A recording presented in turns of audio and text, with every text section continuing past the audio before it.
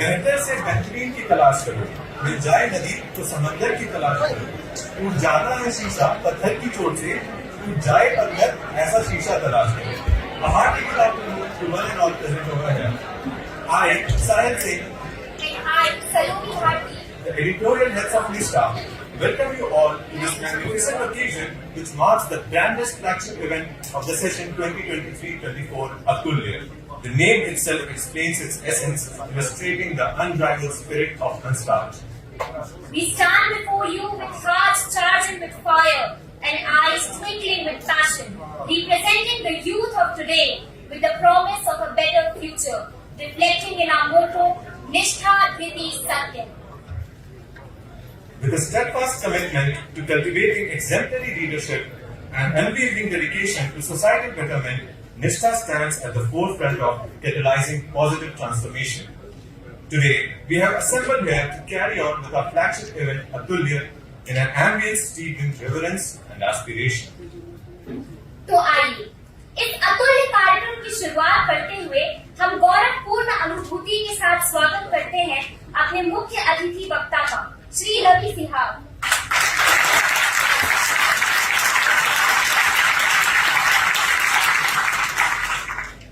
मैं निष्ठा के कन्वीनर डॉक्टर प्रभांशु ओझा सर से निवेदन करूंगी कि वह रवि सिहाग सर को सम्मानित करें।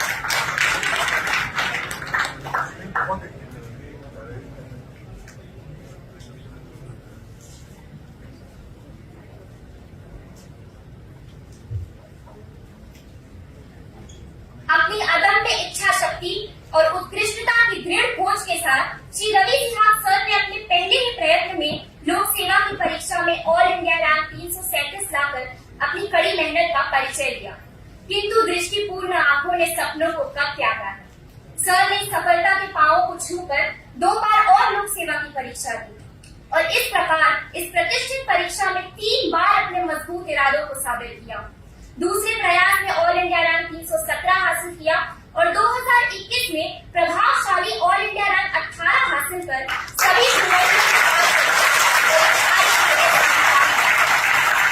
उनकी सफलता और अंतिम लक्ष्य की निरंतर खोज की कहानी ने देश भर में कई उम्मीदवारों को प्रेरित किया है।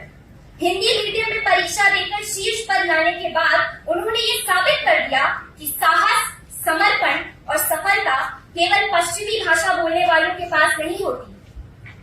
सर, आप हम जैसे सैकड़ों छात्रों के लिए प्रेरणा है जो लोक सेवा के आकांक्षी हैं।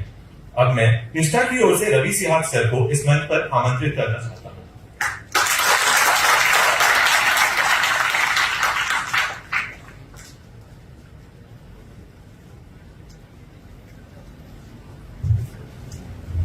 सभी को नमस्कार।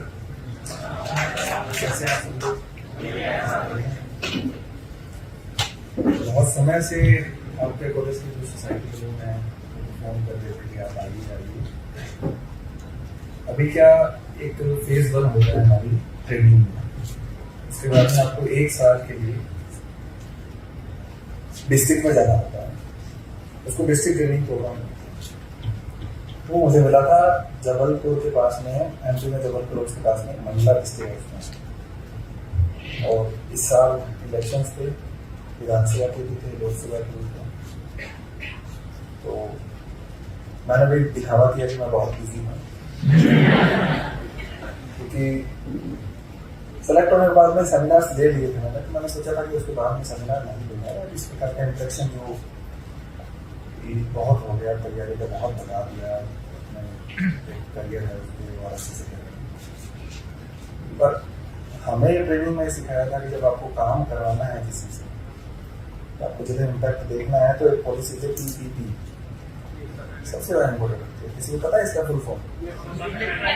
नहीं, इसका मतलब होता है पीछे पड़ो पॉलिसी। ठीक है, तो जब तक आप एज एन एडमिनिस्ट्रेटर आप किसी पोस्ट आप सबके पीछे नहीं पड़ोगे तब तक काम नहीं होता।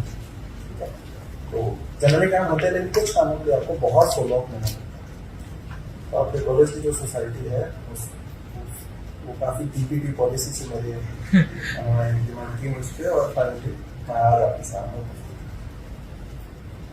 अभी मैं ये लिख रहा था कि आज का टॉपिक क्या है। ठीक है, secrets of success empowering civil service. ठीक है, आवाज आ रही है ना मेरी सबको? मैं शुरू में थोड़ा सा धीरे बोलता, नर्वस होता हूँ। तो 2-3 चीजें मैंने लिखी थी कि सिविल सर्विसेज ही क्यों और किसको प्रिपरेशन करनी चाहिए सिविल सर्विसेज। ठीक है, वाई सिविल सर्विसेज है तो दुनिया भर के आपने इंटरव्यू देखे तो सोशल मीडिया यूट्यूब पे आपको बहुत ज्यादा लोग मिलते हैं कि इस तरीके से पढ़ लो, सिविल सर्विसेज में ये होता है वो होता है। इसका कुछ अच्छा परिणाम भी है, कुछ बुरा परिणाम भी है। अच्छा परिणाम ये है कि सबको पता लगने लग गया कि सिविल सर्विसेज में जाके क्या क्या इफेक्ट डाल सकते हो। बुरा परिणाम ये है कि कुछ चीजें सोशल मीडिया पे दिखाई जाती हैं सिविल सर्विसेज के बारे में भौकाल है। ये है गाड़ियां चलेगी 5 साल, एकदम से टीमों की एंट्री, तो उससे प्रेरित होकर भी कुछ लोग तैयारी करने लगते हैं। ये कुछ प्रभाव है सोशल मीडिया। अच्छा प्रभाव ये है कि बहुत सारे लोगों को पता चलता है कि लोग करते क्या हैं सिविल सर्विस में जाकर, तो उनको ये लगता है कि हमें भी ये काम करना है अपनी लाइफ में। तो फिर वो एक प्रेरणा उनको मिलती है, मोटिवेशन मिलता है, तो वो अपनी तैयारी को शुरू करते हैं। ठीक,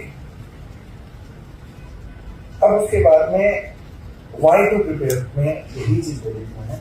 2 एस्पेक्ट होते हैं सिविल सर्विसेज की लाइफ के। ठीक है, पहला एस्पेक्ट है आपकी व्यक्तिगत जीवन और दूसरा है आपका प्रोफेशनल लाइफ। ठीक, प्रोफेशनल लाइफ का जो मेरे से बड़े बड़े काफी वक्ता होंगे जो सर्विसेज में होंगे वो आपको देखे गए होंगे, बता के गए होंगे कि किस प्रकार की लाइफ है। मुझे व्यक्तिगत रूप से बहुत ही खूबसूरत, बहुत ही अच्छी सर्विस लगी है 1 साल। ठीक, जो मैंने सोचा था, जिस विचार को लेकर के मैं तैयारी करने लगा था, उस विचार के आसपास लगी। मतलब जो मैंने सोचा था कि ये कर सकते हैं तो कर तो बहुत सकते हैं अगर आप चाहें। कोई भी फील्ड हो, अगर आपने ठान ली है कि इस फील्ड में अच्छा कर सकता हूं और अगर आप मेहनती हैं तो बहुत बड़ा इम्पैक्ट कर सकते हैं। ठीक है, लेकिन अगर आपने वो सोशल मीडिया को दुष्प्रभाव वाला वीडियो देख के अगर आप आए जिसमें आपको सिर्फ रॉयल एंट्री, कारें, सायरन्स, पत्तियां, उन सबसे आपको प्रेरणा मिलती है, तो फिर परेशानी का सामना करना पड़ सकता है। क्यों करना पड़ सकता है? क्योंकि काम बहुत ज्यादा है इस सर्विस। रॉयल एंट्री थोड़ी सी होती है।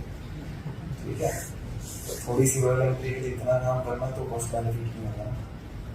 इसलिए अगर स्पिरिट ये है कि कुछ चेंज करना है,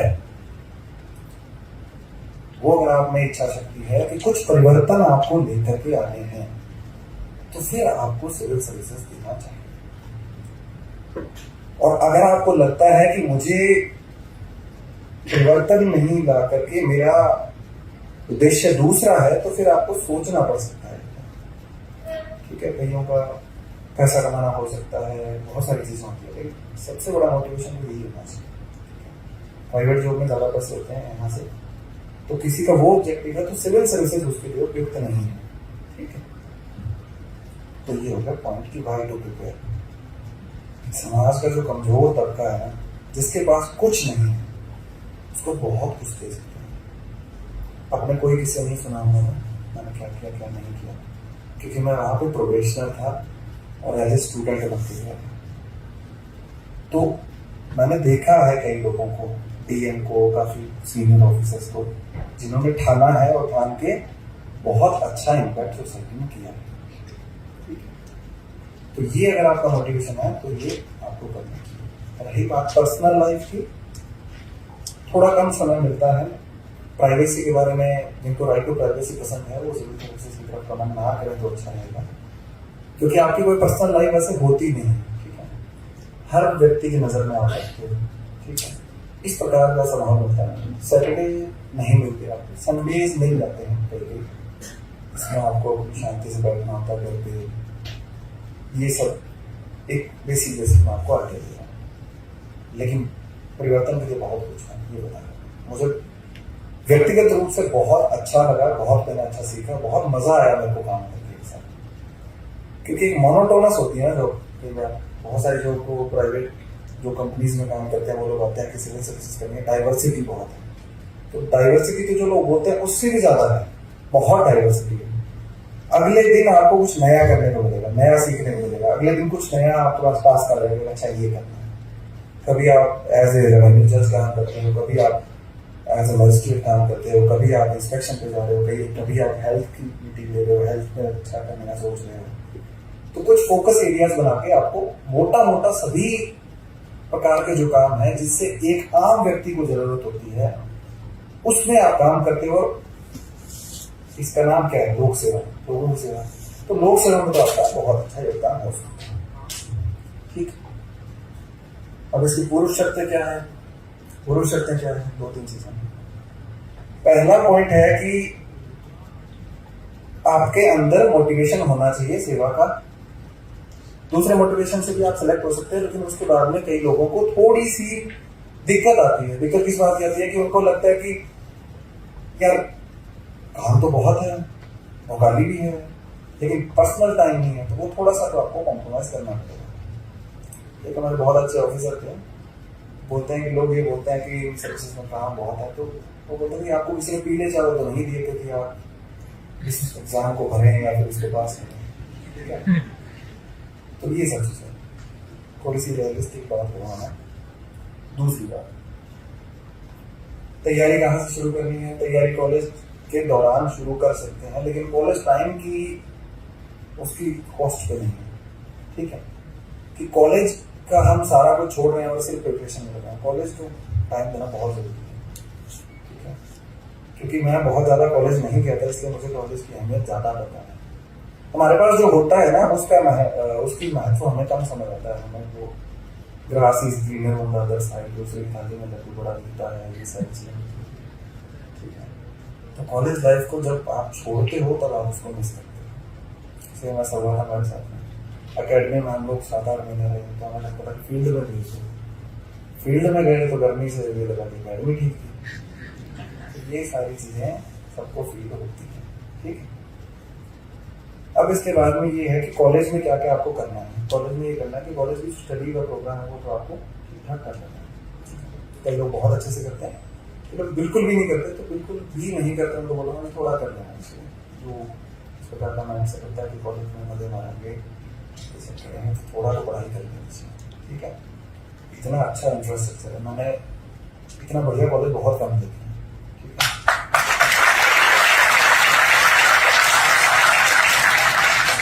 इतनी अच्छी आपके पास लाइब्रेरी है, इतनी बुक्स हैं। आपके जो लाइब्रेरी को संभालते हैं वो कह रहे थे कि बस बच्चे आके बता दें मुझे कौन सी बुक्स चाहिए, हम उनको अवेलेबल कराएंगे, ठीक है। तो आपको किसी को पढ़ने का शौक है तो आपके लिए इतनी बढ़िया चीज़ है, इतना अच्छा माहौल है बेसिकली आपके साथ में सर्किल है, ठीक है।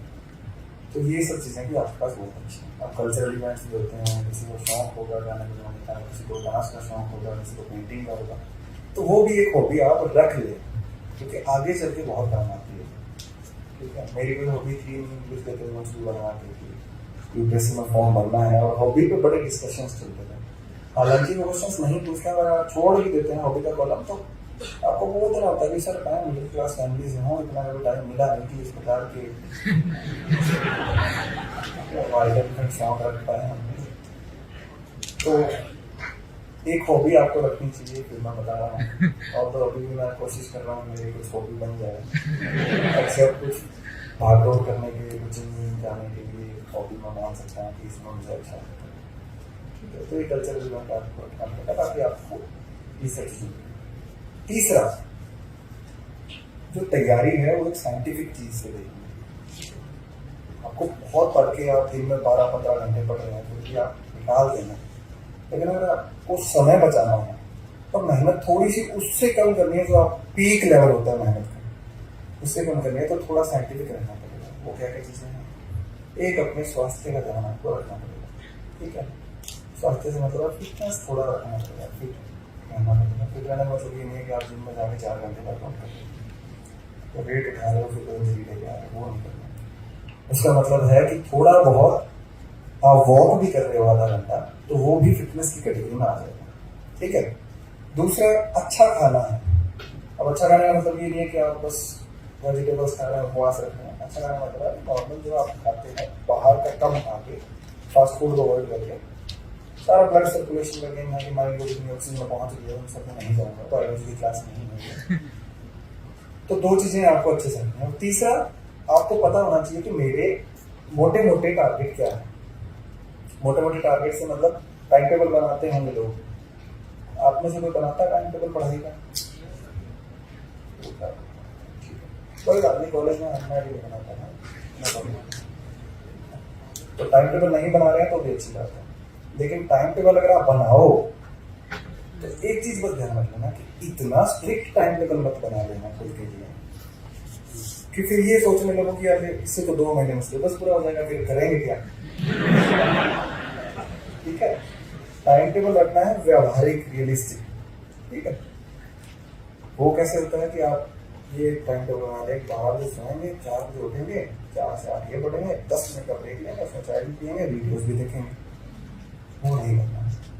अगर आपको कॉलेज से पढ़ना है तो 2-3 घंटे भी अगर आप निकाल लेंगे, 2 घंटे कॉलेज के दौरान बोल रहा हूँ, लेकिन वो कॉम्प्रोमाइज नहीं करना है कि आप अपने दोस्तों का टाइम कॉम्प्रोमाइज कर रहे हैं।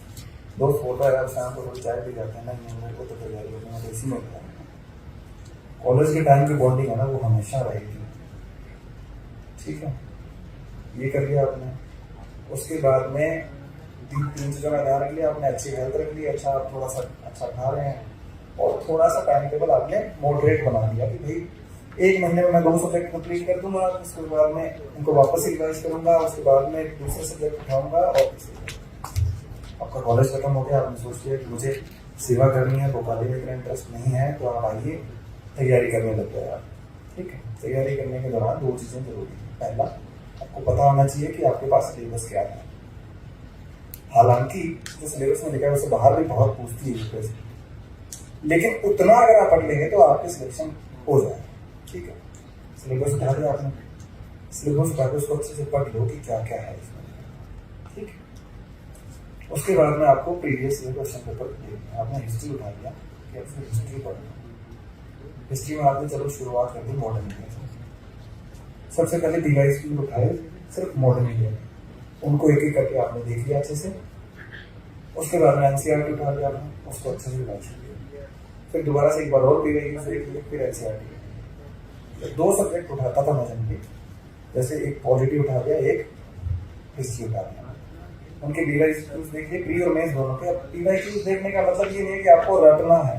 जैसे मैंने 1-2 जगह बताया था कि डिवाइस देखना, वो करेंगे सर याद ही नहीं हो रहे, वो तो याद नहीं करने, और इसीलिए देखना है कि यूपीएससी किस तरीके से क्वेश्चंस पूछता है, ठीक है।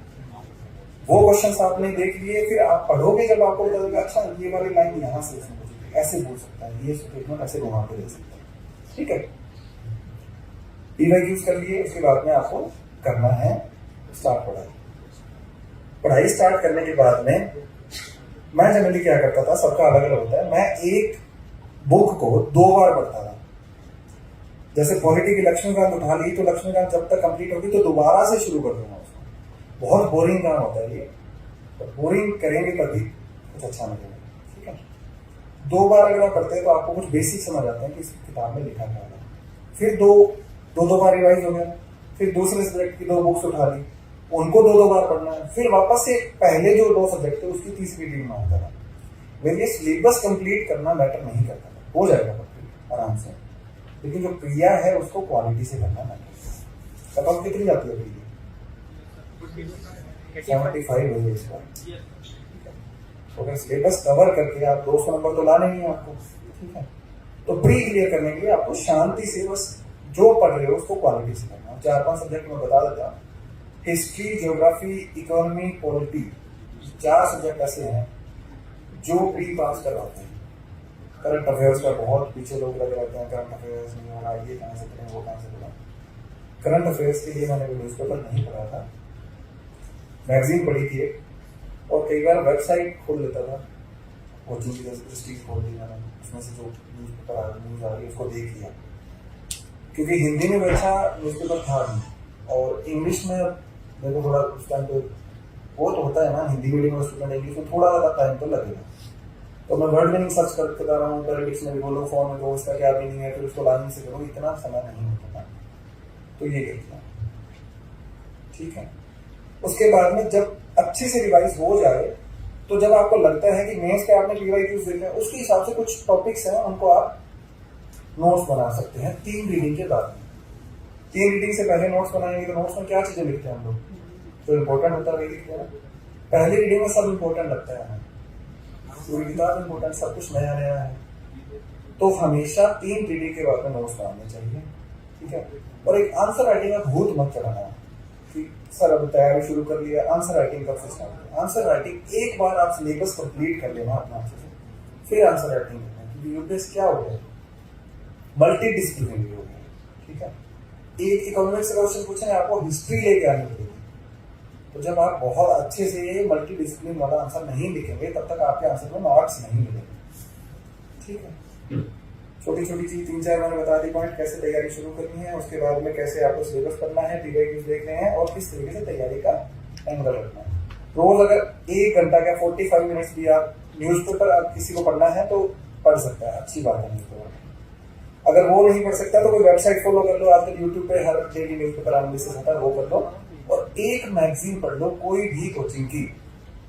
ठीक है, एक मैगजीन पढ़ लो कि दोनों में करंट अफेयर्स चल जाएंगे। बहुत ज्यादा करंट अफेयर्स पढ़ने का कोई औचित्य नहीं है, आप लिख सकते हैं एक बार अपने नोट्स में। ठीक है, उसके बाद में ऑप्शनल चूज करना है। बहुत लोग बोलते हैं ऑप्शनल कैसे चूज करें, ऑप्शनल में दिक्कत आती है। ऑप्शनल का एक ही क्राइटेरिया है, जो स्कोरिंग है वो ऑप्शनल चूज करें। ठीक है, इंटरेस्ट है आपका, आपको पढ़ने में मजा आता है, आपको रस आता है, ये सब चीजें मत करना, घातक साबित हो जाएगी। ठीक है, तो ऐसा ऑप्शनल बिल्कुल मत ले लेना जो स्कोरिंग नहीं है लेकिन आपको इंटरेस्ट बहुत आता है। तो आपका ऑब्जेक्टिव क्या है, क्या है ऑब्जेक्टिव आपका, बताइए। सेलेक्ट होना है, लोक सेवा करना है। ठीक है, तो सेलेक्ट होने के लिए आपको जरूरी नहीं है आप विद्वान बहुत ज्यादा हो तभी सिलेक्ट होंगे, विद्वान तो आप बनेंगे, जिन सब्जेक्ट को पढ़ेंगे उनमें आपको पारंगत हो जाएंगे, लेकिन ऐसा ऑप्शन ले लो जो छोटा हो, स्कोरिंग। आपको लिस्ट पता होगी, सब लोग इतने वेल इन्फॉर्म्ड होते हैं आज के टाइम पे। ठीक है, तो वो ऑप्शनल चूज करना है, और ऑप्शनल को बहुत डेप्थ में करना है। ऑप्शनल बहुत अच्छे स्कोर देता है, इस बार 350 तक गए ऑप्शनल मार्क्स। 500 में से 350 सिर्फ ऑप्शनल में आते हैं, और 1000 में से 450 आते हैं जीएस में।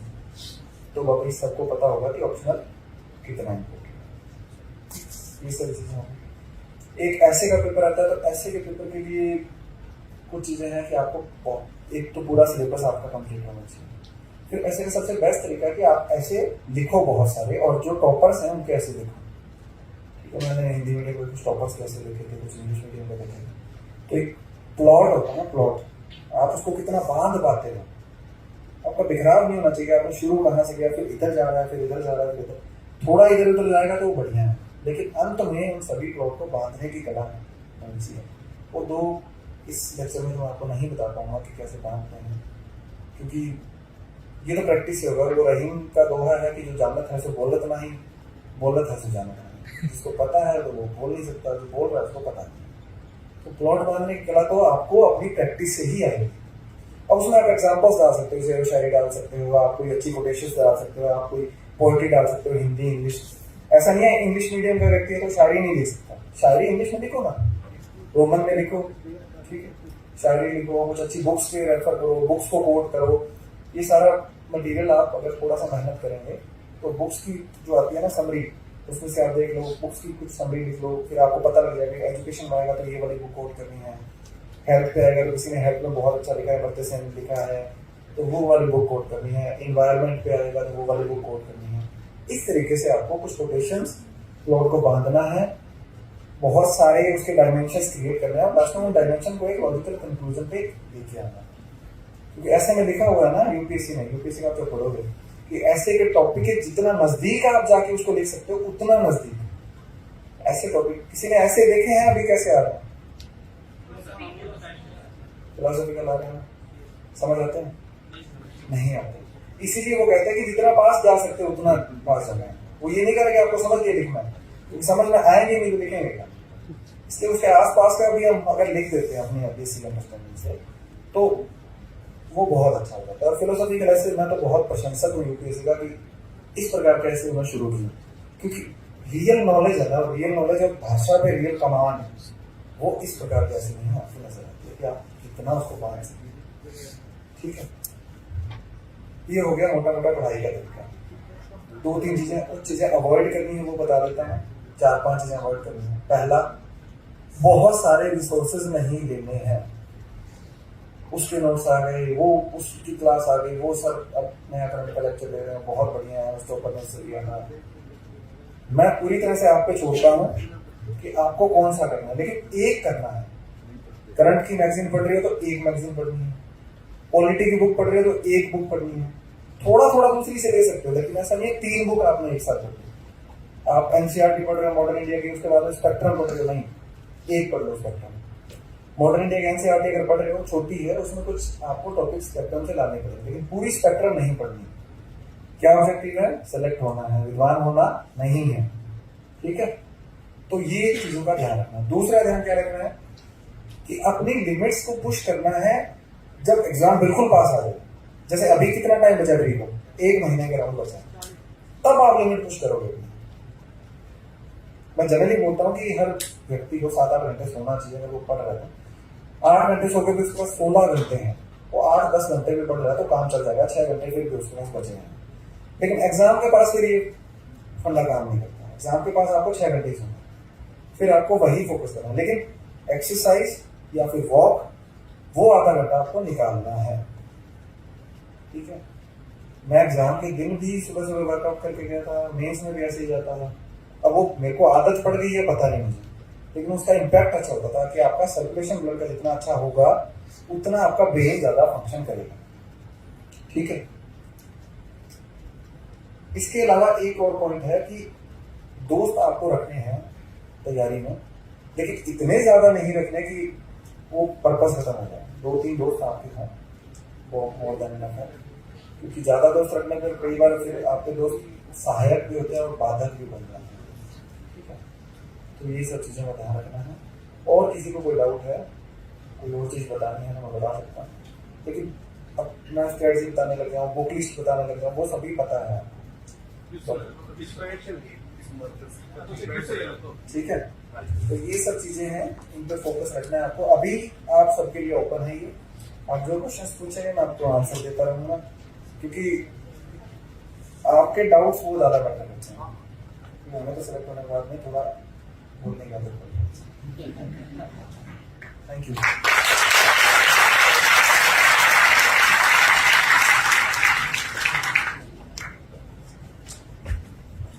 हम सब आपकी ज्ञानवर्धक बातों के लिए हृदय से आपका पूर्ण आभार व्यक्त करते हैं सर।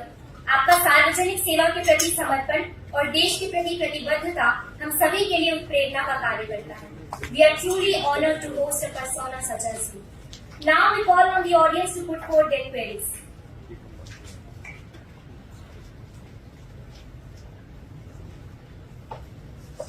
मेरा क्वेश्चन है सर, आपने रिवीजन का बताया, तो सर रिवीजन करने में एक बार जब लोग पढ़ लेते हैं तो दोबारा पढ़ने में काफी इनर्जी आता है वही चीज पढ़ने, तो सर वो चीज को टैकल कैसे करना है? देखो इनर्शिया तो आएगा ही, बना भी तो तुम्हें क्या रहे हैं। ठीक है, अगर बहुत इजी होता केक वो होती तो फिर तो सारे ही कर देते ना। तो जो इस चीज से लड़ेगा वही निकलेगा, कोई शॉर्टकट नहीं है। पिछली बार भी 1-2 बार मैंने लिया था कि सर याद नहीं होता उसकी, इसकी अगर कोई दवाई होती तो मैं खाता सबसे पहले, कोई दोस्तों को बताता, सीक्रेट होता तो कोई राज नहीं है। इनर्शिया यही है कि उसको दोबारा से एक दिन बैठ जाओ सुबह सुबह बढ़िया, अगर चाय कॉफी पीते हो तो या नहीं पीते हो तो बैठ जाओ, लग जाओ। 2-3 चैप्टर में इनर्शिया आएगा, उसके बाद में वापस से तुम्हारा सही होता है। तो शुरू के 3-4 चैप्टर करने में मुश्किल होता है, और जो चैप्टर मुश्किल है उनको सबसे पहले कर दो कि तुम्हारा ब्रेन ट्रेन हो जाएगा इस प्रकार के इनर्शिया को डील करने में। कि जो टॉपिक्स हार्ड है ना उसको पहले करो, ब्रेन ट्रेंड हो जाएगा। अगर हमेशा हार्ड टॉपिक को छोड़ते रहोगे ना तो फिर वो छूटते ही रहेंगे। ठीक है, हिंदी मीडियम में स्टूडेंट और इंस्टीट्यूट ज्वाइन कर लिया हूँ सर। अब ये भी समझ में आ रहा है कि वो इंस्टीट्यूट वाले 22 महीने 24 महीने ले रहे हैं। अब फिर वो बोलते हैं कि अभी साल भर मेहनत करो, प्रैक्टिस करो, ये करो वो करो, ये चलती रहती है। अब हम लोगों को लग रहा है कि इतना तो हम खुद से कर सकते हैं, इंस्टीट्यूट के चक्कर में पड़ के हम लोग फंसे महसूस कर रहे हैं। तो अब ये नहीं समझ आता कि इंस्टीट्यूट के थ्रू चले, अपनी स्ट्रेटेजी बनाए खुद से, तो ये नहीं समझ आता है कि करें क्या। एक तो फंसा महसूस कर रहे हैं, ऊपर से 2-3 साल की एनर्जी अपना इंस्टीट्यूट को दे दी है, अब क्या करेंगे नहीं समझ आता। और 21 वाला एग्जाम दिए थे, मेंस भी लिखे थे, अब सबसे पीटी क्वालिफाई हो रहा है, अब क्या करें। पीटी तो इस बार का क्वालिफाई इसलिए नहीं हुआ क्योंकि सबको पता है बहुत मुश्किल सीजन है, और जो कैट जो क्लियर करते हैं उनका नहीं होना, कुछ कई लोगों ने। दूसरा है कि देखो, तुम अगर उसको छोड़ सकते हो तो छोड़ दो, नहीं छोड़ सकते तो जैसा मैंने बताया कि ग्रास इज ग्रीनर होता है अदर साइड। जीन पॉल सार्त्रे नाम का फिलोसफर था, उसने कहा कि आप दो ऑप्शन चूज करते हो, A and B. A is 60 good 40 bad, B is 40 good 60 bad. A choose करेंगे सारे के सारे लोग। जब ए चूज करेंगे ना तो हमें बी के 40 अच्छे अच्छे दिखेंगे, ए वाले नहीं दिखेंगे कभी। ठीक है, तो एक माहौल भी चलता है, या तो ग्रुप का माहौल चलता है कि यार वो तो खराब है, कोचिंग वाले भी निकालते हैं और सेल्फ स्टडी करते हैं वो भी निकालते हैं। ऐसा नहीं है कि कोचिंग जो करता है वो निकाल नहीं पाता या कोचिंग वाले बिल्कुल बनाते हैं, नहीं पढ़ाते हैं। ठीक है, तो मैंने तो जैसे जीएस खुद से किया था तो कर लिया था, कोचिंग में होता तो कोचिंग वाला पढ़ के करता। लेकिन इसका मतलब ये नहीं है कि आप उसको इस तरीके से परसीव ही करते रहो कि अब मैं थका सा महसूस कर रहा हूँ, मेरी लाइफ खराब कर दी इसने। उन्होंने कुछ तो कॉन्सेप्ट बिल्ड किए होंगे। ठीक है, तो वहां तक ही उनकी चीजें लो जहां तक तुम्हारा रैशनल माइंड एक्सेप्ट करना चाहता है। ठीक है, उतना भी बुरा नहीं, अगर तुम तटस्थ होकर सोचोगे तो कोचिंग ने इतना भी नुकसान नहीं किया किसी का। ठीक है, मैं किसी को यहाँ पे वो तो करने आया नहीं, मैं बस ये कहना चाह रहा हूँ कुछ अच्छी बातें उसमें भी होगी। अगर तुम्हें लगता है कि वो ज्यादा टाइम वेस्ट कर रहे हैं तो छोड़ के तुम जो बुक लिस्ट है, जो तैयारी करते हैं वहां से लेके खुद से प्रिपेयर करो और सीसेट पे फोकस करना शुरू करो, क्योंकि सीसेट की वजह से एग्जाम रुक रहे हैं। पिछले 2 सालों में कट ऑफ जो कम गया है वो सीसेट की वजह से गया है। ठीक है, और मैथ्स बहुत हार्ड आई है। ठीक है, तो उनको वहीं तक एक्सेप्ट करो जहां तक तुम्हारा ब्रेन चाहता है कि एक्सेप्ट करो, कि हमें किसी ने बाध्य नहीं किया है वहां पे क्लास ज्वाइन करने। अगर तुम्हें लगता है कि कोई सब्जेक्ट, जैसे मान लो इकोनॉमिक्स अच्छा पढ़ा है, इकोनॉमिक्स वहां से पढ़ लो। तुम्हें लग रहा है कि ज्योग्राफी में खुद से अच्छे से कर सकता हूँ तो ज्योग्राफी खुद से कर। ठीक है, बाध्य नहीं होना किसी। ठीक है, हेलो सर, मेरा नाम जतिन गंगा सर। मेरा क्वेश्चन है कि सर जैसे विगत वर्षों में हम देख रहे थे यूपीएससी का जो रिजल्ट है, रैंक है, लगातार बढ़ रहे थे और सिलेक्शंस भी बढ़ रहे थे, लेकिन प्रेजेंट टाइम में जैसे हम 2023 का रिजल्ट देखें तो इसमें सिलेक्शन और रैंक लगातार कम हो रहे हैं। तो सर इसमें क्या होता है कि हिंदी माध्यम के जो बच्चे हैं, हिंदी माध्यम के लिए बोल रहा हूँ स्पेशली, हिंदी माध्यम के बच्चे देखते हैं कि हम हिंदी माध्यम से हैं, सिलेक्शन भी नहीं हो रहे, लगातार कम होते जा रहे हैं सिलेक्शन और रैंक भी कम होती जा रही है। तो सर इससे हमारा कॉन्फिडेंस लेवल भी टूटता है और फिर हम देखते हैं हिंदी माध्यम से लगाना ठीक है या गलत है। 55 बच्चे सिलेक्ट हुए थे ना जो पिछली बार जिनकी रैंक से उसमें से 13 बच्चों का प्री निकला था इस बार, सिर्फ 13 बच्चों का। तो हमें डिमोटिवेट होना है तो पहले कारणों की जांच पड़ताल कर लें। ठीक है, कि क्यों कम हुआ था, क्यों नहीं हुआ था। हिंदी मीडियम के लोग कितने एग्जाम देते हैं मतलब। ठीक है, एटलीस्ट तुम्हारे पास 2-3 साल का है तो सही कि ट्रैक रिकॉर्ड अच्छा है। तो प्री बहुत बड़ा मेजर रोल था। हिंदी मीडियम के स्टूडेंट कहाँ से आएंगे? जनरली ह्यूमैनिटीज के बैकग्राउंड से आते हैं। इंजीनियर्स बहुत कम हिंदी मीडियम के होते हैं, डॉक्टर्स बहुत कम हिंदी मीडियम होता है। बीयू में पढ़ते हैं तो फिर धीरे धीरे इंग्लिश मीडियम में पारंगत हो जाते हैं। तो बीयू से पढ़ के भी बहुत कम लोग हैं, कई लोग इंग्लिश में मूव कर जाते हैं। तो हिंदी मीडियम का जो पूल है टैलेंट का, मैं ये नहीं कह रहा कि बाकी बच्चे उतने हैं, लेकिन आप देख लो कि जिसका बहुत इंटेलिजेंट बच्चे होंगे IITs में जाएंगे, वहां से सीधा यूपीएससी करना शुरू कर देंगे। तो जो पूल है ना वो कम बच जाता है हमारे पास, और पूल कम बचेगा उतना ही कम सिलेक्ट होंगे। फिर सीसेट इतना हार्ड आ गया, इतना हार्ड सीसेट होगा तो कैसे सिलेक्ट होंगे? 13 बच्चे 55 में से जो फाइनल में सिलेक्ट हो चुके हैं उनका प्री नहीं निकला। प्री में उनके जीएस में 100 प्लस थे, और सी सेट में 66 मार्क्स नहीं आ पाए, इसलिए तो डीमोटिवेट वहीं तक होना है जहां पे बिल्कुल आपको लगे कि सब कुछ खत्म ही कर दिया मैंने। लाइक व्हेन इस बार भी 53 रैंक आई है किसी की, उसमें जीएस हिंदी में लिखा है, ठीक है, बहुत सारे लोग हैं, उसके अलावा लगभग 40-45 सिलेक्शन तो हुए हैं, मेरे टाइम पे 18 हुए थे, ठीक है, तो तुम्हारे पास बढ़िया है, तो डिमोटिवेट नहीं होना है, अच्छे से तैयारी। Good afternoon, sir. Sir, मेरा क्वेश्चन CSAT के रिगार्डिंग है. What is the right time to start preparing for CSAT? क्योंकि मेरा मैथ्स वीक है और तो मेरे को बस तो मैथ्स से डर लगता, समझ ही नहीं आती क्या कैलकुलेशन